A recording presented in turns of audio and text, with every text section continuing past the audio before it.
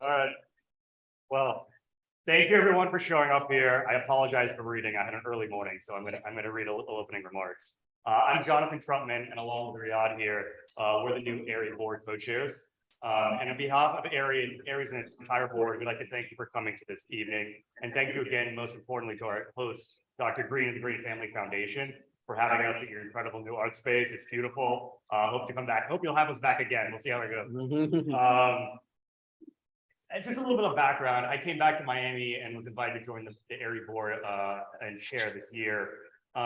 It's an amazing organization that really is at the epicenter of what is going on in Miami, at the crux of environmental justice, social justice, and art. And so I'm going to keep it brief so you can hear from the beautiful artists that are here today. They're doing amazing dynamic work.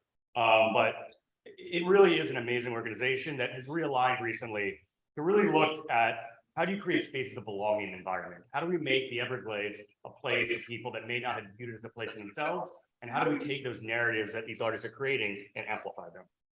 We have an amazing national advisory board of thought leaders as well, from various communities and disciplines that have helped create the AIRIE residency program to be inclusive and attentive to the needs of marginalized communities. The AIRIE residency provides artists unique opportunity to live and work in the Everglades National Park, a UNESCO World Heritage Site, and the largest tropical wilderness in the United States. We connect these artists, like these folks here, with park rangers, scientists, biologists, cultural historians, community leaders, to promote the understanding of the unique ecosystem of Everglades. We're proud to be part of changing the narrative of the National Park Service and hope to expand our work with them in the future. We're also thrilled to be aligned with like-minded organizations like the Green Space and the Green Family Foundation, whose principles of inclusion, community empowerment, and education centers on marginalized stories at the intersections of lived experience and are hosted in a space for dialogue. And today, thank you again for hosting AIRIE Asks, a conversation between artists about the intersection of arts and the environment. We hope those present and viewing online will continue to support AIRIE and the Green Space Miami, and we look forward to enjoying tonight's conversation with you.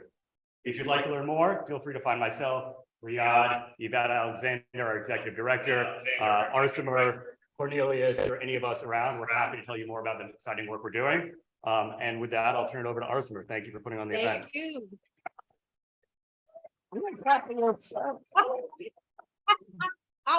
for myself. Hello, everyone. We want to start first with a land acknowledgement. AIRIE acknowledges that through generations, Indigenous peoples and nations have stewarded the lands and waterways of these areas that are now called South Florida. These nations include the former Calusa and Tequesta and the current Miccosukee tribe of Indians of Florida and the Seminole tribe of Florida. We honor and respect these communities, past, present, and future, who protect the Everglades and include art making and storytelling in their culture. Let's take a second.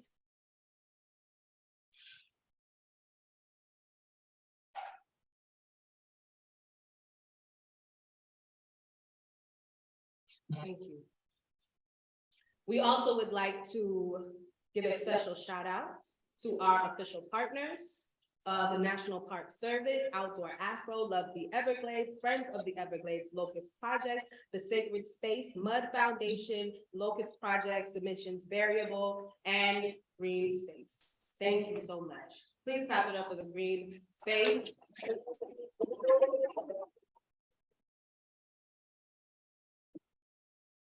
We are super excited today, and you know, it is mad quiet in here, but just because we live streaming, y'all don't be quiet, please. It's making me, it's making me anxious. Okay, please. And we want this to be a comfortable conversation. I mean, we are in this beautiful space and we are friends. I am so thankful to see so many artists in this space tonight that are friends of mine, that are supporters. We love to see it. We love to see artists supporting other artists, yes. And so this exhibition that you're looking at right now is called Global South Movement. Please come to the Green Space for those of you online and visit. It is by appointment only. So you gotta know somebody. No, I'm just saying. Call in, make an appointment. Please check out the amazing work of these artists. Thank you so very much for allowing us to use the space tonight. So, hi y'all. Hey.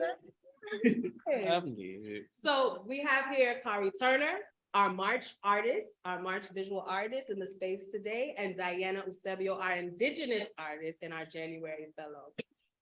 So we want to start the conversation talking about your time in the Everglades, but I think it would be better for the audience who doesn't know much about your work to get them acclimated, to get them understanding who the both of you are in this space and time, and maybe who you were prior to coming to the Everglades.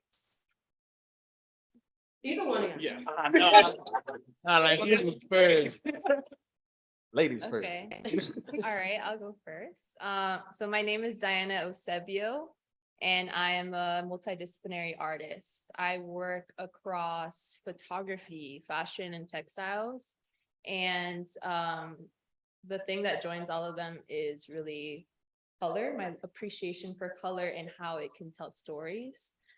So I work a lot with natural dyes. I do a lot of research around the traditions and the ancestral techniques that were used to create color for different purposes, whether it's for painting or textiles or hair dyeing or tattooing your face. There was different ways that you used color prior to synthetic dye. So those stories, those traditions have been erased over time. And my passion is to do that research, find that history, and that inspires my work. And then I work across photography, textiles, fashion, and tell the stories in different ways. That was good. That's very I know, that's a lot to follow up on. You got it. Right. got I sell snail juice on the side. No, my name is Khari Turner. I am a painter mainly. I do sculpture as well as other things. I'm getting into some video right now. This is my piece off to the side. I know, right? This is my piece off to the side. So this is exactly what I did while I was here making this. I paint with ocean water, lake water, and river water from different locations, usually with ties to Black history or personal history. Like if I visited them, then that also becomes a part of the work as well, because it becomes a part of my history, which I am Black. So in this work, I know. So in this work right here, it was just kind of like a introduction into my existing in the space. I'm really involved in how I utilize material, again, because I use ocean water. And so a lot of the places that I went and that I've gone and visited and studied a little bit while I've been here were the initial introductions to the way that I came at this work. So water, thinking about the saltwater railroad. If you haven't heard of that, there's a lot of history here in Miami, as well as the history of Black indigenous people and Black history specifically to Miami. So a lot of those things were referenced here, as well as the Fairchild garden. That plant that's in that picture is a plant that I personally took a picture of and then put it into that work. And then the green color was just like another reference towards me being in the Everglades. So I'm here all month in the Everglades. I literally wake up, I go outside, Everglades. It's immediate right away. And so I've had a lot of time to look at nature. And yeah, there's a lot more stuff that we're going to talk about, but I'll get long-winded. So I'm going to pass it over to you. Well, I'm actually going to jump into some of our questions that we have here. So Diana, I'll hand it over to you. What intrigued you about AIRIE and the Everglades? Since I mentioned that I work with natural dyes, right? So, and I'm doing this research around it, and I'm from Miami. So all of those, like a combination of all of those things is the reason I was like attracted to AIRIE and wanted to spend time in the Everglades, find a connection to the land that I've been living in my whole life, but also was born in, and is the backdrop for like a lot of different communities that come together. And within my own identity, my parents are Peruvian and Dominican, and finding each other here, and Miami is very important to me, right? It's like part of my heritage and my lineage. So I wanted to have time to kind of experience Miami in a different way. I've never experienced Miami the way I did in the Everglades.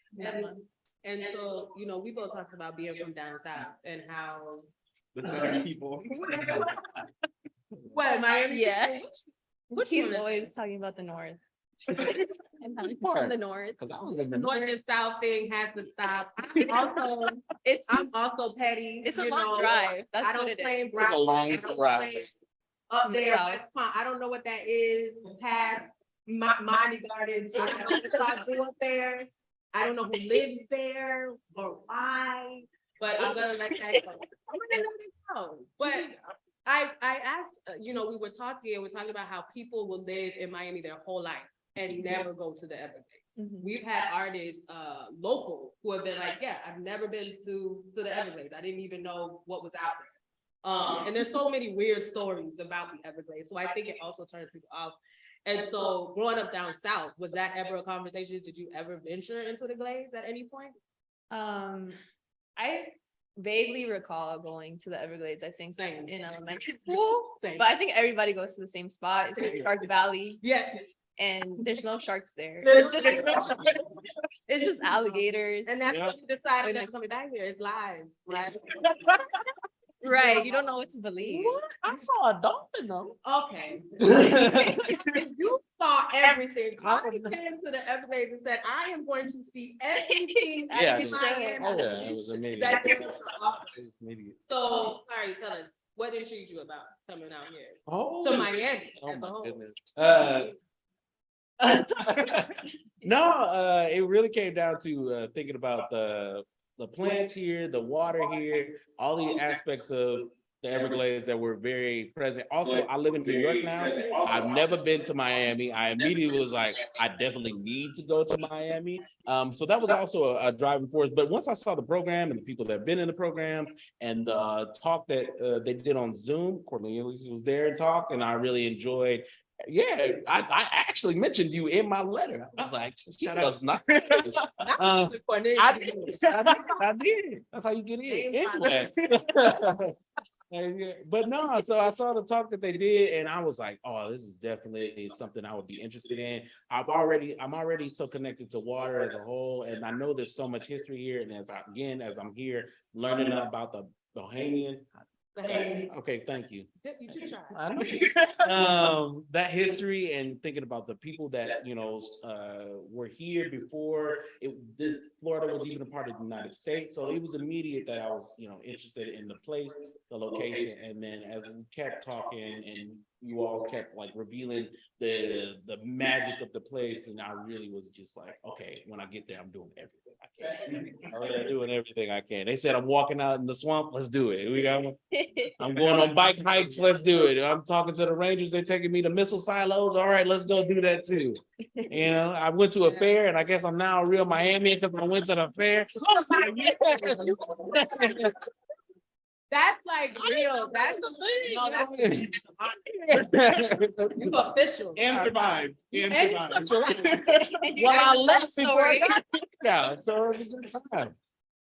Good time. But I think that's something interesting. I mean, your work already had been grounded in water is something that I think is intriguing to come to this environment. But I feel like a connection I see also is like with the dyeing process, water is a big usage in it. And Diana, I wanted to ask you, like, like specifically getting into dyeing, but like natural dyes and really that research, like what was that process like to even figure out what makes a color and how does it make color and how do you get it to also be super vibrant and stuff in the way that you're doing your work? It's a lot of experimenting, to be honest. And I enjoyed that process. So it looks like me just being in the studio, like On your scientific mode. it was like she had what's it called, a kill? like a stove top Yes, the stove. and like I a was hot like, stove, You hot was plate, the You stove. need in real life. Yeah, but go ahead. I'm sorry. Yeah. I converted the whole porch in the Everglades into a studio so that I can just experiment. So I couldn't gather things No. within the Everglades, Understood. unfortunately. Ted, if you're watching. Don't be Ted, gathering things don't out arrest forever. But Shout out to Ted. We miss you. Nobody's gathering. Yeah, they were very clear at the beginning. The park rangers were very clear at the beginning that I could not take any plant material from the park itself. Mhm. But I found a loophole and found other ways to do it. Also being from Out of Miami, the like I park. already had places that I went to before and like got collected things. And when I say collecting things, it's just like me going to Coconut Grove and like taking Spanish moss off people's trees. Yeah. Or like different, there's ways. The views of the artists here are not those of AIRIE. Oh my goodness. Not a disclaimer in the middle. Why you telling people trees? We did not say that, allegedly. Right. Thank you. Oh, yeah. But anyway. But I think that's dope because, Yeah. just think about your process. Mm. Like, Right.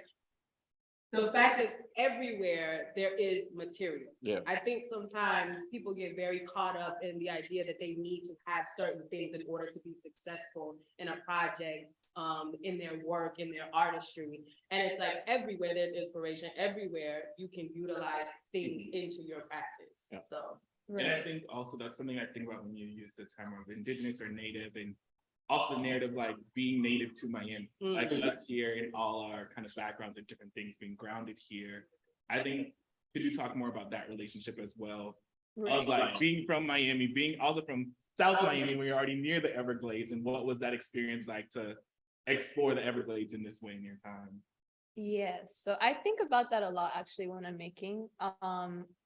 Being indigenous to a place is not, it's something that I think everyone should try to be when you're trying to find community and you're trying to connect to others and also the land you're standing in and that you're born in or maybe just living in currently. So I think about that a lot while I'm making. And the reason I got into natural dyeing and working with those materials that are native, because I could work with any plant materials. I can be buying them online and using like specific things that already are known to make strong colors. But I make it a point to find that here because that is history. That is things that those are processes that have already been done before by indigenous people, by people native to the land, by people that knew where they were, where their feet were standing. So those processes unfortunately aren't always documented. So I feel like I feel closer to the land, I feel closer to my family, I feel closer to where I'm from when I like start to do that research. And so the main thing that I was researching while I was in the Everglades was, like I said, Spanish moss and this vibrant yellow color that it makes. And I'm not wearing something I dyed, but this color I wore because it kind of represents the same color you could get from Spanish moss. And a lot of people wouldn't think that, it's like a dual greenish gray color that's hanging off. It's kind of creepy and it's just like hanging off the tree.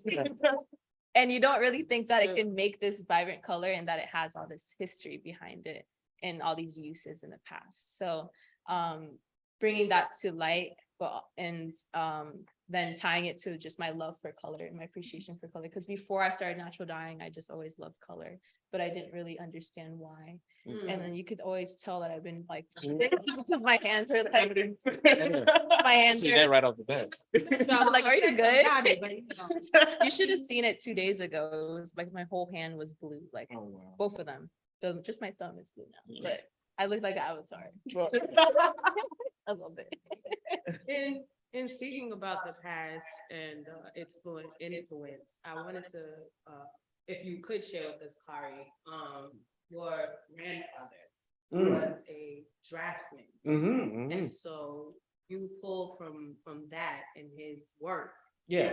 A lot of your experience and in your practice. So can you talk about that a little bit? Yeah, this is getting deep real fast. This is therapy. The area.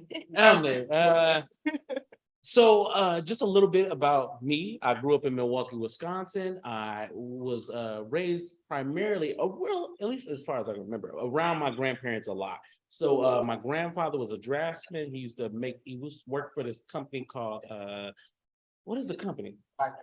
There we go. That's my uncle. That's my uncle. See how he said that? No hesitation. He knew exactly what I'm talking about. So that's my uncle. So my grandfather worked for a company called Flight. They made pumps and water pumps, and he did the designs for those and all types of other stuff. But for me, I didn't remember the pumps. I remember when I would tell him to draw me something, it would always be like, hey, I want you to draw this. And so I would always try to copy it. And so like these were essentially my first drawing lessons, is where I would tell him to like draw something, and then I would take that and then try to draw it up. Like he had really good talent with drawing. And so like, you know, as a kid, that was magical for you to like look at a blank sheet of paper and be like, all right, that's something.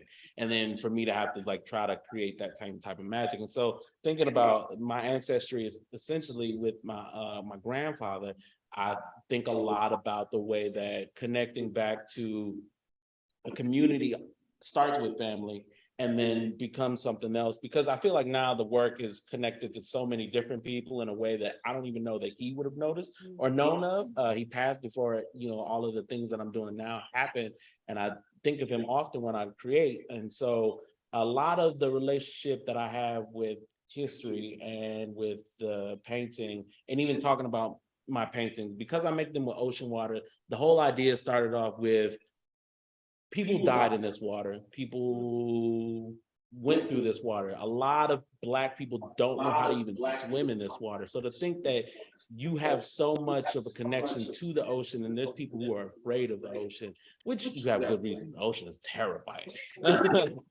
But it's also so magical and beautiful in the same way. And I kind of think about my art in one way or another, is to think about how twisted life can be, but how twists can turn into beauty in one way or another, because, you know, essentially there's a lot of history and a lot of trauma that surrounds identities of Black diasporas in the United States. However, Black people and the things that they create and everything, that even though they've gone through so many traumas, are now here like evolving themselves into completely new identities, that so much so that a Black American is now an identity, where it potentially wouldn't have been, you know, 400 years ago. You would have been some person from this tribe that came here through this boat. And so, you know, now the work, even though it holds trauma, it holds identity, it holds that past of people that died in this water, I try to make images that are very beautiful, that you can craft something from trauma that essentially could be beautiful in one way or another. There's also like ugly beauties that we could talk about, but that's a lot. So anyway, back to my grandfather, that is what I think about. It's like how, you know, growing up, essentially, I was asking him to create magic in front of me, and for me to replicate that magic in one way or another, and trying to figure out how I can bring all those things as far as like magic and Black identity and Black magic in the separate tone. You don't want to say Black magic and down south, you know. Some of y'all actually do something out here. But thinking about again diasporas and identity. And so yeah, that was thanks for asking about that too. Yeah, because then I'm thinking of, okay, so we go from watching Grandpa Craftsman to thinking of Black Bodies of Wine, thinking of Black Magic, and now we're with Kelly Clarkson. Oh my goodness. The Daya, who else? Well, There's a lot of people, but it's okay. Don't make me blush. but what does that feel like? I mean, you talking about if your grandfather could be here today to see you. I mean, can you imagine your grandfather turn on the TV and see you on Kelly Clarkson? I don't know. He'd be like, who was Kelly Clarkson? And I'd be like, that girl that won American Idol. But I mean, what? And I'd be like, I don't know, Grandpa. I can't remember. So you're at Austin Pay. It's P. I'm sorry, Mike. You trying to make it sound French. I'm sorry, you're right. I do Austin. But you're at the university. Yes. You are actually a mascot. Yeah. For the university. Yeah. So yeah, tell us how you get from mascot to having your work in Zendaya's house. Oh my goodness. It is not in Zendaya's house. I'm trying to get her to get something. So a little bit again about me. I am also a cheerleader and a mascot. I don't know if you can tell. I don't got nothing on that make it look like it, even though I got on shorts, but that's just because I'm in the Everglades. And But no, so I've been a mascot and cheerleader since high school, and started off for a long time. And I ended up working for the Milwaukee Bucks as a acro dunker, which is a rim rocker, is that what they call us. I know, it was a good time. So if you ever see the uncovering of mascots and the Bango episode on Hulu, I'm in that. Yeah, so if you ever watch it, you'll hear my voice and then you'll see me in a shirt that I made. And but no, so yeah, as a mascot, there's a lot of stuff that is coming up in the work now that is like, and when I talk about the video work, it's like aspects of identity hidden. Because I've done a lot of different mascot stuff. Like I've been a kangaroo, I've been eagle, white cat. I'm not a white cat. What is that? Wildcat. There's a wildcat. We were the wildcat. I've also been a white man with a big mustache and a top hat. Awesome P's mascot is a governor, and I was a governor. But I was in Tennessee, so obviously he was a white governor. So I had a giant white man suit on. I did whiteface. I think I'm just kidding. But no, as a mascot, it was chuckling. But no, so being a mascot has been fantastic. But yeah, so my grandfather's seen all of that. Well, not the last one, but he's seen all of that, and so it's been a good time. It's been And a great time. yeah, which is funny because I talk so much now, but imagine me like you can't talk as a mascot, so I had to put all this into movement, and which translates to kind of a little bit of what I do now. It's like thinking about how action is so much a part of communication as it is like just a conversation starter. Like me talking on my hands is already something. Like if we were to stop talking and people couldn't hear this, they would know that I'm talking about something nice.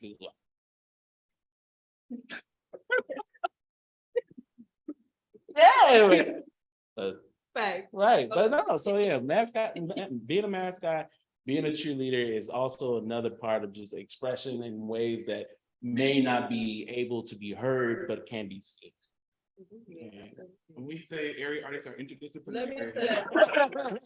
Never talked about Multi-level, absolutely. But also speaking of interdisciplinary with Diana's practice as like both artist and fashion designer, like how does that come into play into like how you see your dyes and your things into garments, into movement with the body and that connection, And speak about coconut.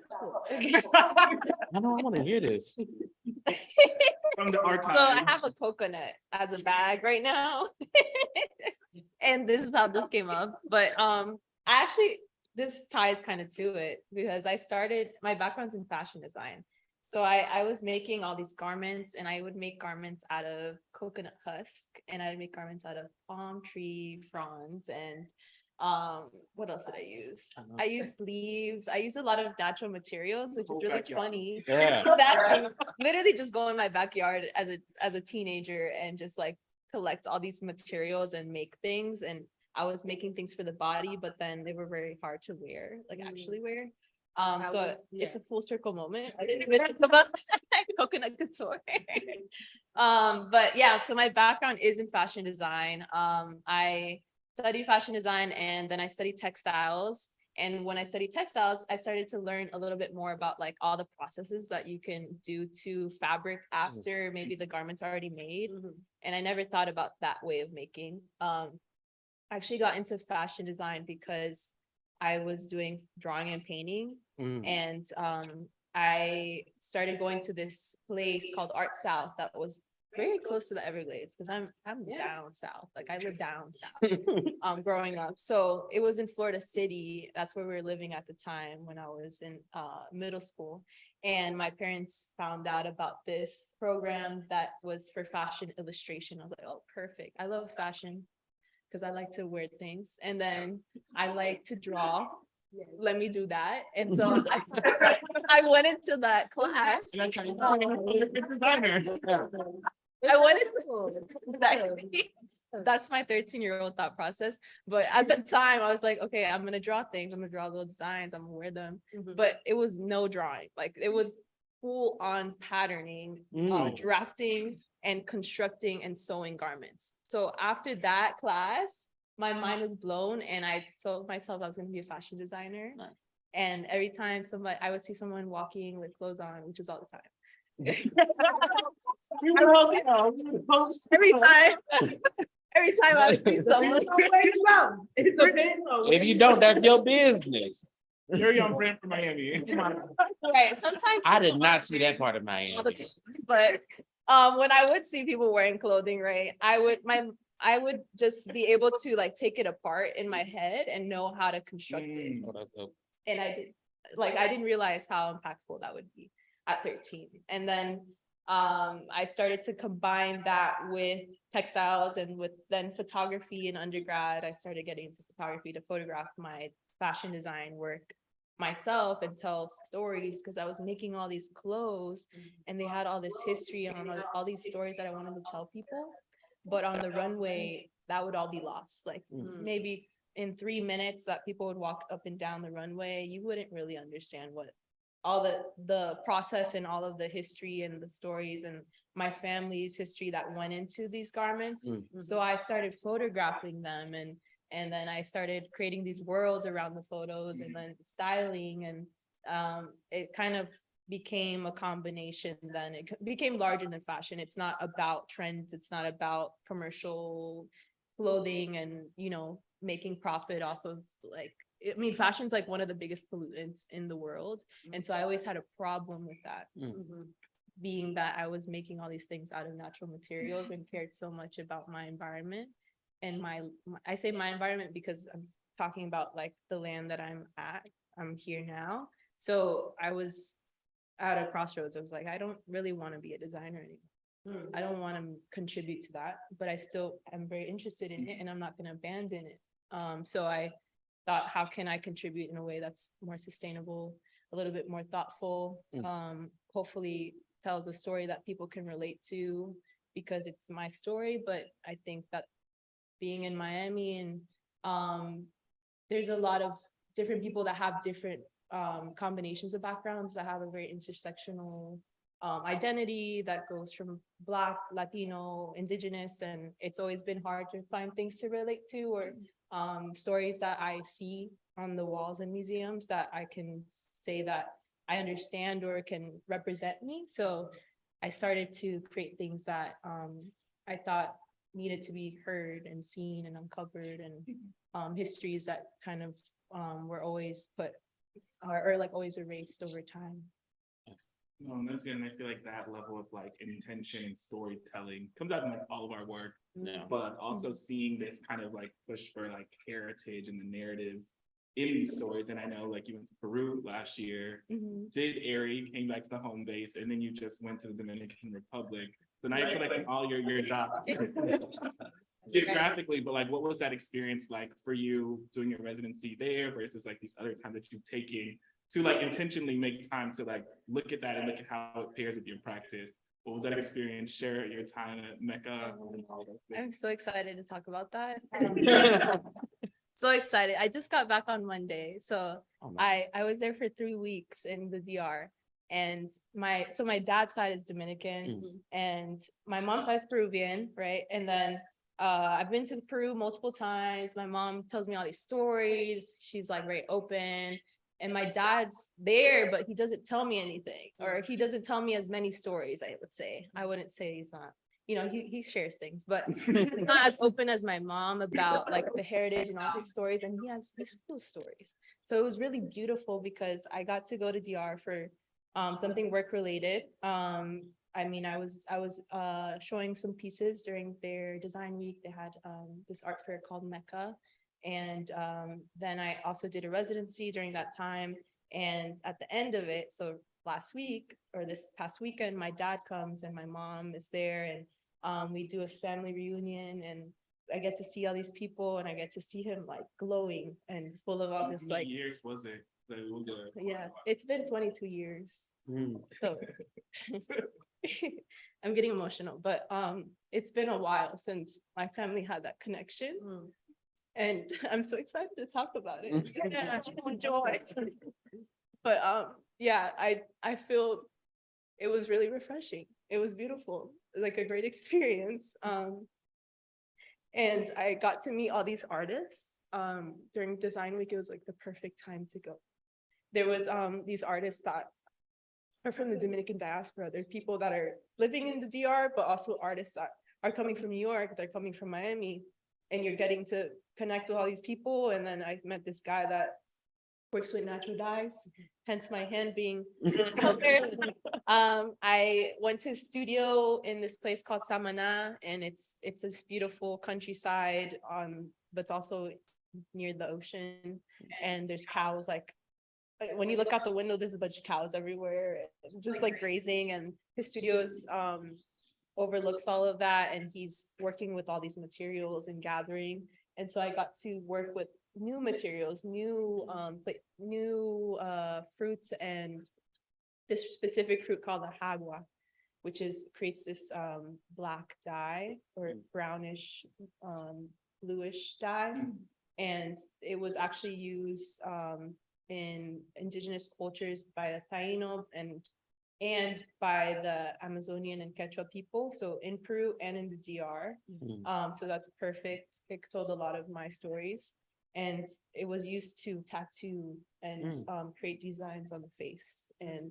And so I was working with that, and it takes a week to erase. People used to use it to also dye their hair, hence why a lot of indigenous people have like very black hair, very dark hair, because they would use it for those purposes. So a lot of knowledge. It was a really beautiful experience. I'm really happy that you brought it up. And we talked very briefly because you called me about that residency, because I had done the residency Oh yeah, before. yeah. And I actually took my father. Oh Yeah, yeah. and I said, yes, I took my father, and the last time my father had traveled anywhere was to New Orleans for Katrina. And out of the country, I don't know how long it had been, maybe 30-something years since he's been out of the country. And my father, who was from Ocala, okay, who lived in Fort Lauderdale, going to Dominican Republic, very stoic man, right? Very stoic.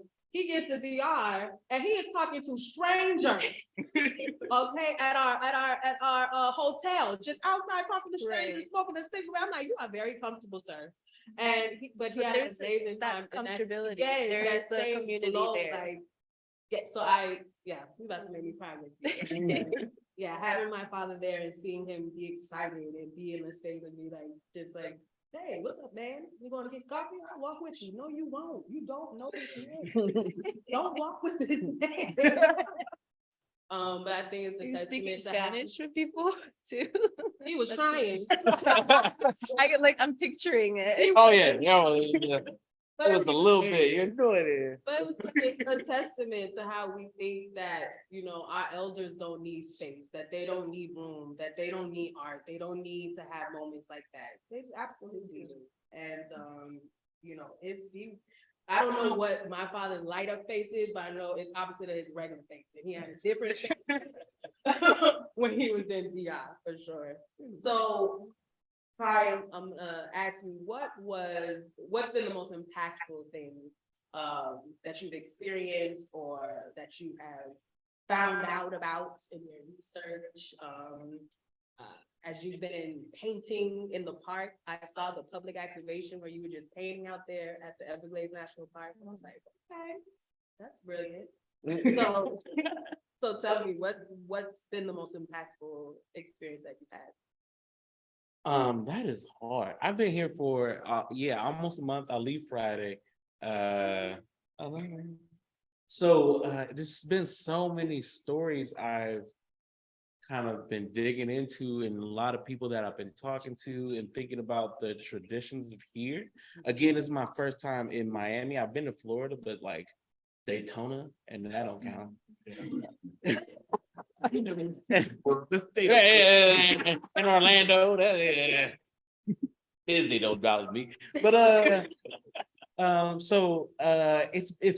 it's been crazy. So I think the biggest thing has been the history of the Spanish rule of Florida, aspects of the saltwater railroad, people who escaped freedom to live here after converting to the religions of the Spanish rule, thinking about the locations that are marked here, essentially aspects of, what does it mean to be of a Black diaspora and a Black American in this space? Because there's a lot of, people of Caribbean culture here, again, Bahamian people, Haitians, Jamaican, like there's so many different versions of Black people here.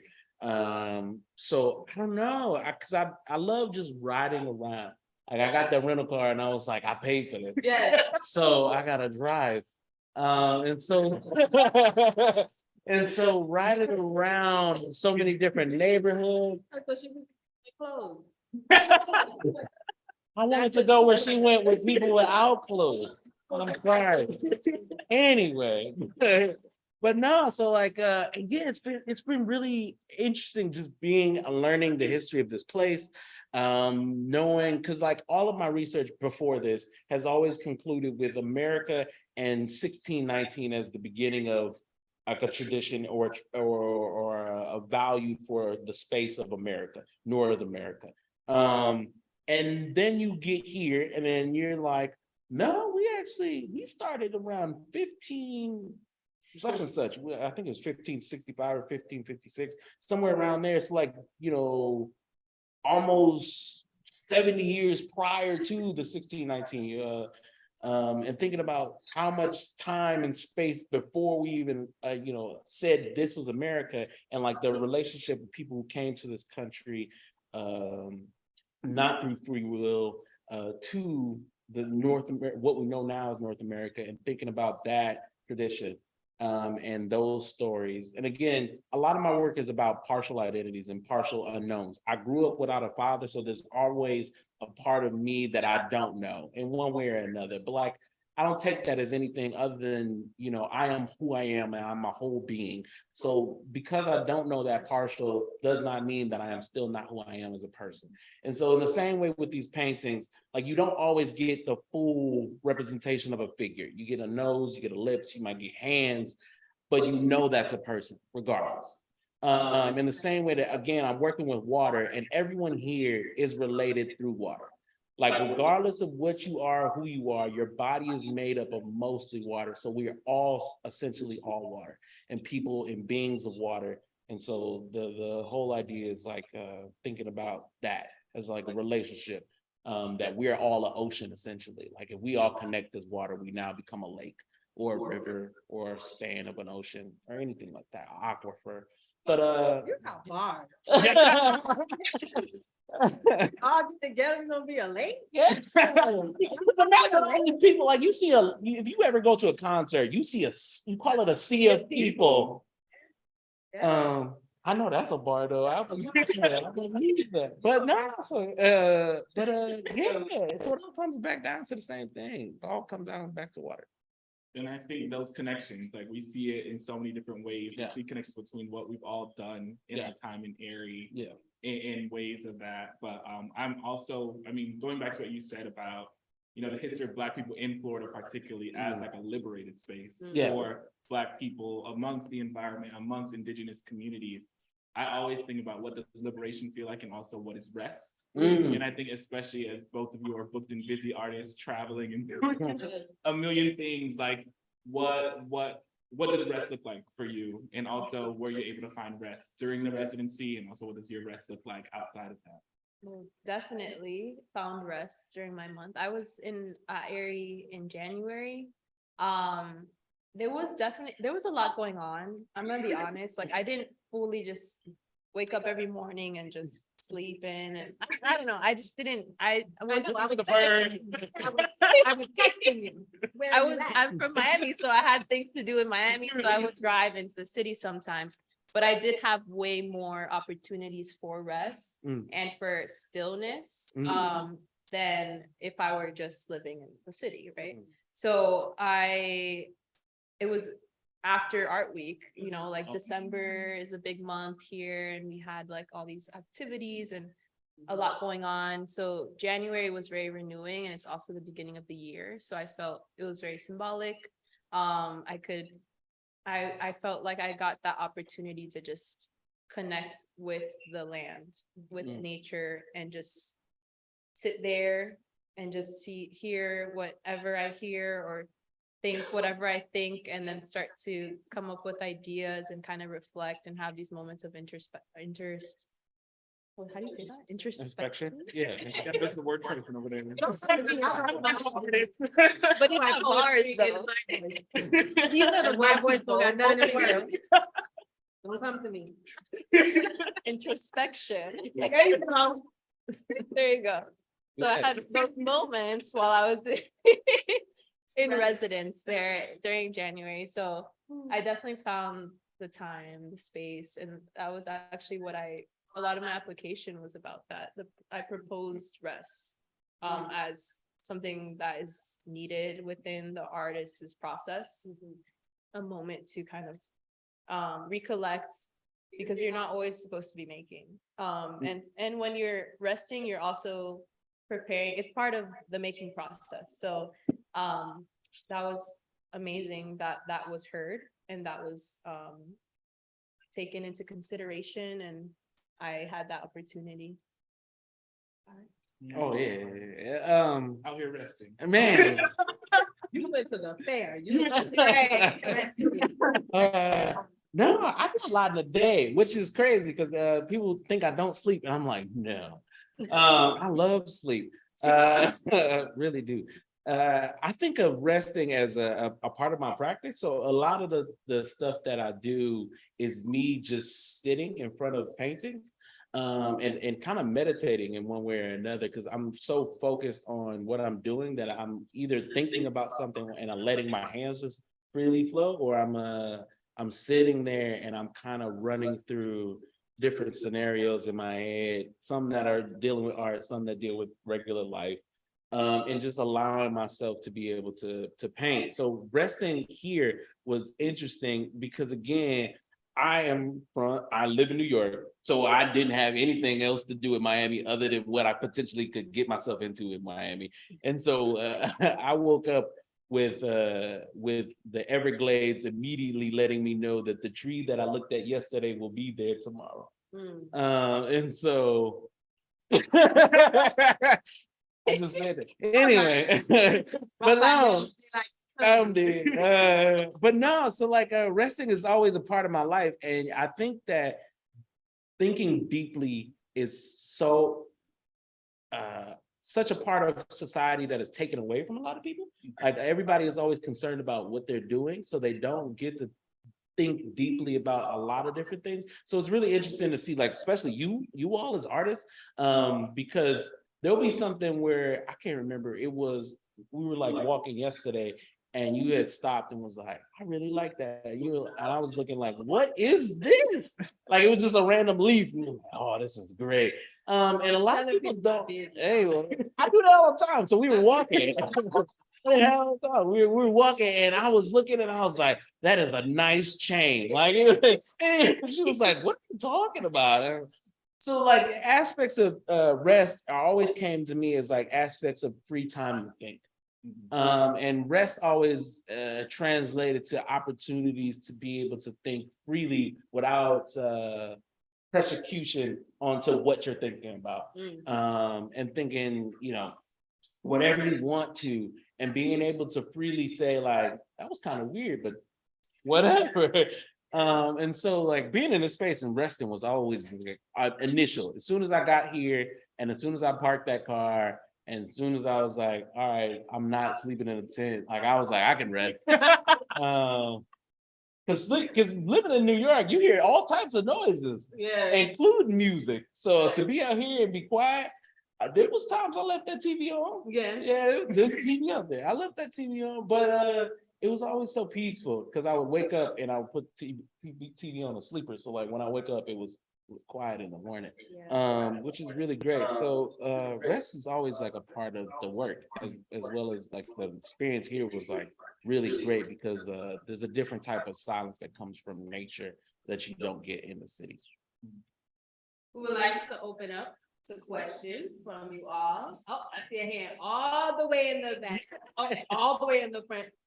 Or you just giving me the time? No, I'm Jan. We have a question. Oh, wow. So first, we're gonna take the question in the back. My beautiful friend Corey Davis is back there.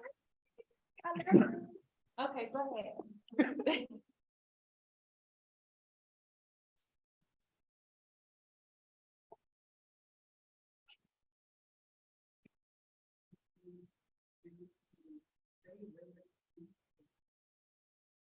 To your practice, so that you're able to find, where you're going, where it's going in terms of your work and just be able to exist in society. So how can you inspire to deliver these to your practice? How would that go for you here in Miami? Because I have my own answer for kind of a greater aspect, but like, how would that be for you here? I would say just to, like, if as a person, are you asking as like someone that is supporting the arts and is like apart from the scene, or like how, like I'm trying to understand your question a little bit better. I'm asking from the standpoint of what you need in terms of the kind of being around everything from lecture, whether it is from arts institutions, whether it is from peers. I think there is, particularly in Miami, organizations of individuals who say that they love this. I just want to know what from the arts standpoint, if we were to use.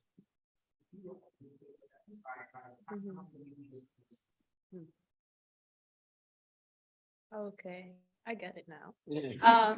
I would say that I always find a lot of joy and a lot of support in the community here, in these kind of spaces, actually, like in this kind of space right now. Like I invited everybody that I know that's here. I invited them this morning, and they like so it's very last minute, but to see them here, to be able to say hi to them in the crowd and like just feel their presence here is like a form of support that I really appreciate personally. But then also when I say this kind of setting is like also residencies, these opportunities. Right now I'm in residence at Ulai Arts, and they have a great community of different artists that are all working in one space. So just to like walk in the hallway and see other people working and doing their thing, I feel supported in that way, because I don't feel, because when you're in the studio, a lot of times you're alone, and it can be a lonely process. I feel comfortable with that, with being alone, but I feel very supported at the same time when I see other people doing their thing and I guess being alone in their own way. And I don't feel, I feel like we all have our own ways of making and feeling that inspiration. So within an artist community, seeing other artists doing their thing and just like having those opportunities to like have these conversations and like support one another, but then also within like anyone that wants to just support an artist, like being present, going to openings, going to things that we care about, and kind of want to extend to the public, I think is always a great way to feel like connected to people and like feel like they're present and there for you. Actually, you're gonna answer the question on. Oh, okay. Oh, Oh. Diane, Sweet. you're never gonna get an answer. I want to hear. Go ahead and. Oh. Go ahead. Cut me off. I want to hear you. That's not bad.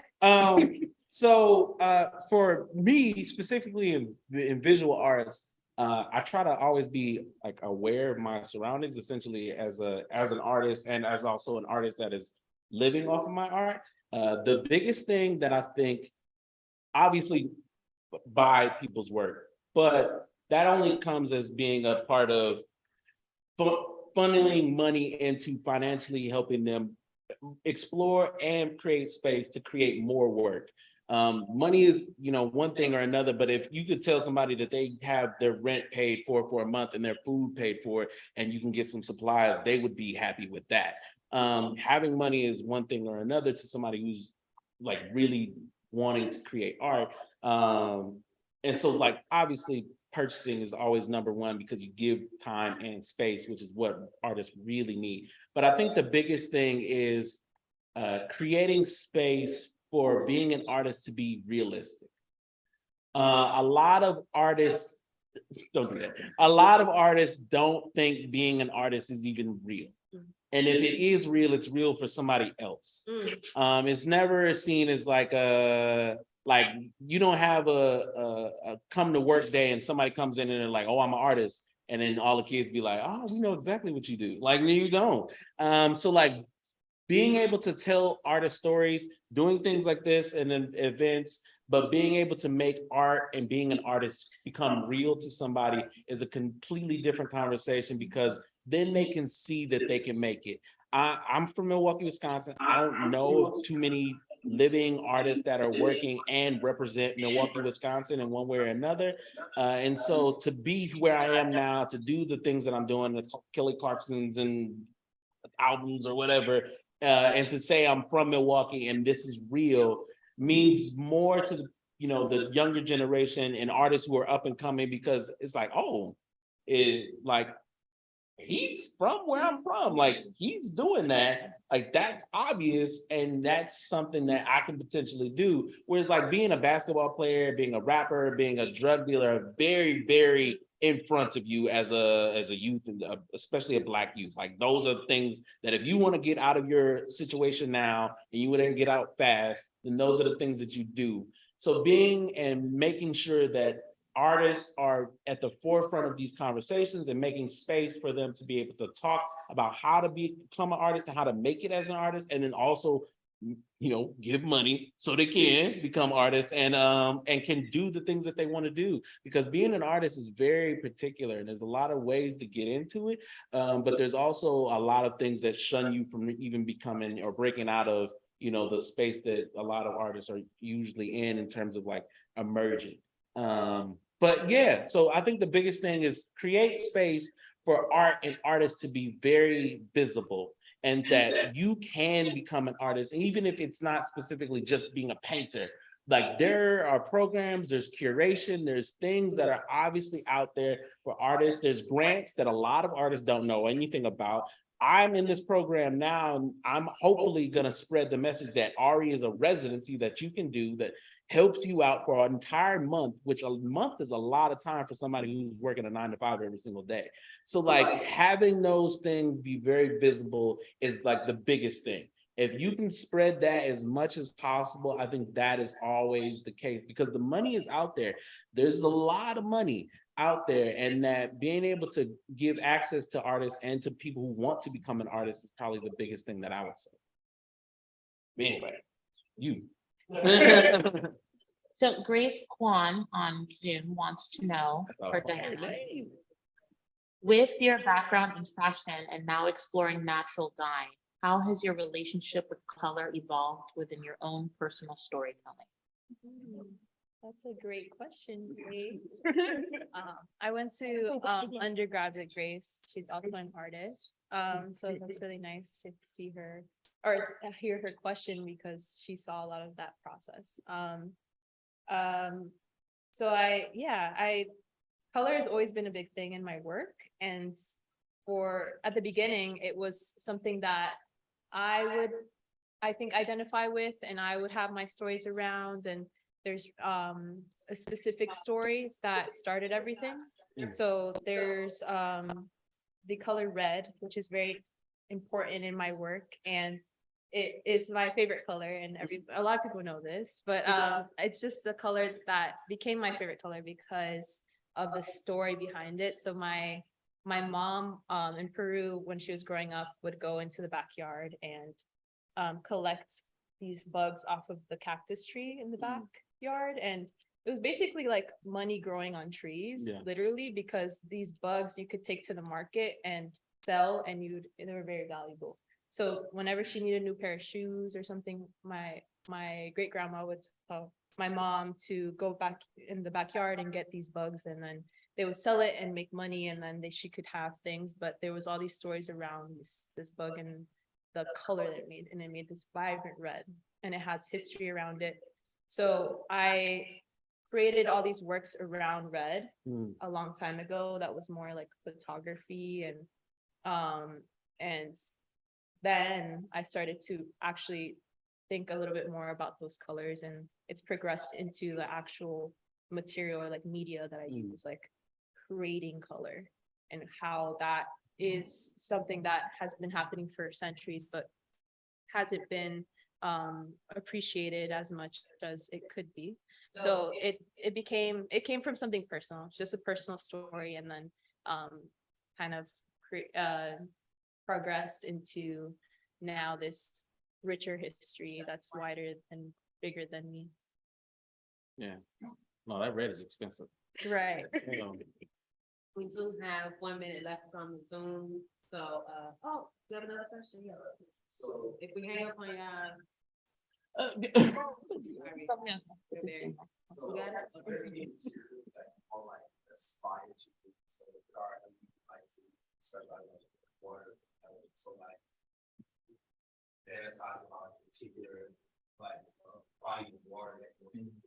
Mhm.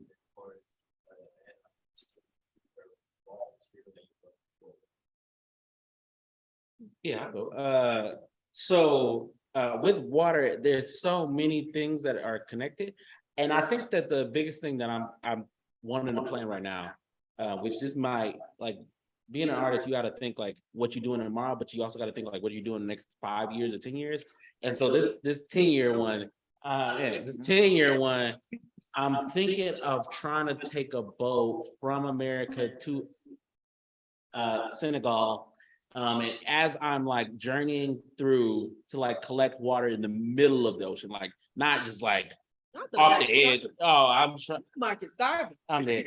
But so like that, yeah, get water directly from the middle. And then also to use these instruments that I got now that can record sound underwater, and then to be able to create video with the sound from the lowest part that I can get with this boat. And I've seen it done before, so I'm like trying to figure out who I'm talking to get this to happen. Because there's been like a lot of different versions of, you know, what is the Bermuda Triangle and what is out in the middle of the, because once you stop seeing land, that's when it really gets scary. So like I'm excited to try to see what that looks like. And so that's like my biggest thing is like trying to get out in the middle and take a journey across and be able to like, you know, essentially collect water from the best parts that I could potentially, or the most historical parts that I could potentially pull from. As well as like going across the entire edge of the United States, and then which is something I'm hopefully going to do in the next year, and then going to different locations because there's markers all over the United States from from an organization that does markers. So like there's a lot of history in different places that are already set up and like pressed down in metal. So like going to those different places, maybe creating sketches from them. But there's a lot of different ways of thinking about it. But that's an amazing question. Thank you. Question, have you shared that with anyone else? What part? That about you going to Senegal and scooping up the water?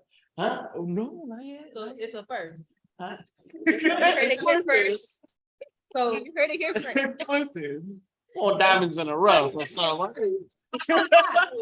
exclusive. oh my goodness.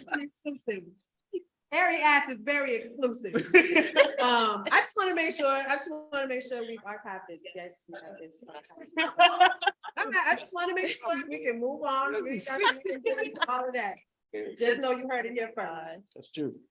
We have any other questions from the audience? Anyone else? For the answers. Nope. Back to the audience. I'm sorry, Diana. It's all good. I love you. It's all good. Yeah, that's interesting that you have this like 10 years from now plan. I ain't got too many of them because COVID changed all of that. But that one I got. That's amazing. I because when I heard your question at first, I was just thinking like right now, I fantasize about this and like maybe I'll do this next month. But like I was thinking about that while you're talking, and a big dream of mine would be to just move to Peru for a while and just like work with the artisans there that are like working with all of these plant materials already, and just live there, fully immerse myself, live with my grandma, just like fully detached. I like fantasize about that all the time. I'm like, I could just leave right now and just be really happy.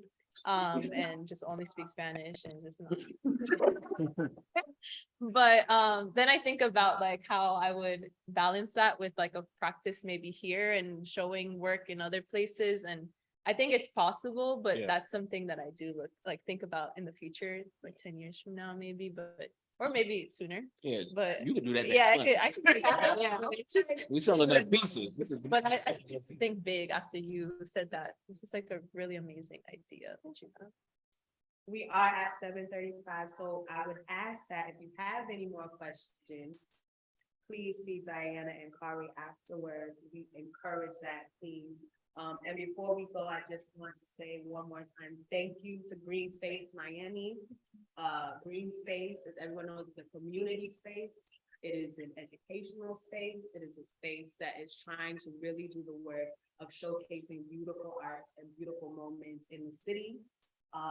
Right now, as I said, they have the Global South Movements that is on display here. Please come check it out, learn more about the work that you see here today. And yeah. And thank you to all of you. Thank you, Cornelius. Thank you. Arthur.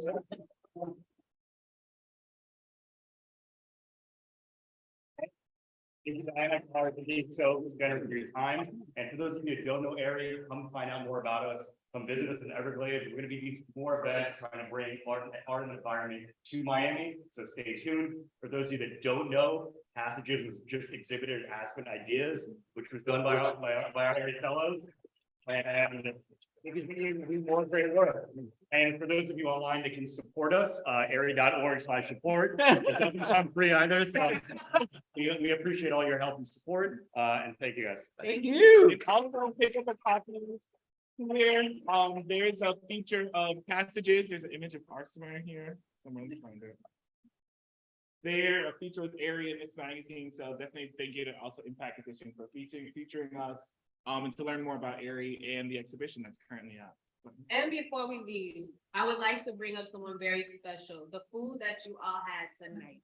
Please, Elias, can you come up, please? I know. Come up, yes. Sorry, Kathy.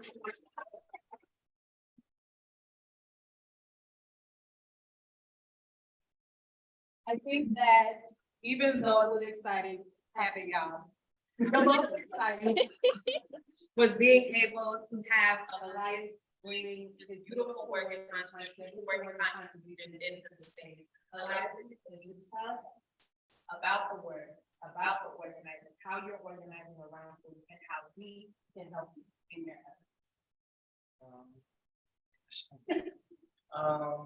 So I do this Palestinian dinner every month. And I brought this into a lot of people don't know about our history and our food and how our struggles are connected. So I just wanted to teach folks about how our struggles are connected to migration and how ingredients got into Palestine as well too, and the history of the visitors and stuff, kind of to preserve our history because of our food and French. So part of my practice is about preserving our history and our practices of food. Yeah. If you want to come, we have Saturday I have another dinner. You follow me on Instagram, but it's everyone. Thanks, man. Everybody that came out, Thank you. Yeah. Have a good night. That man slid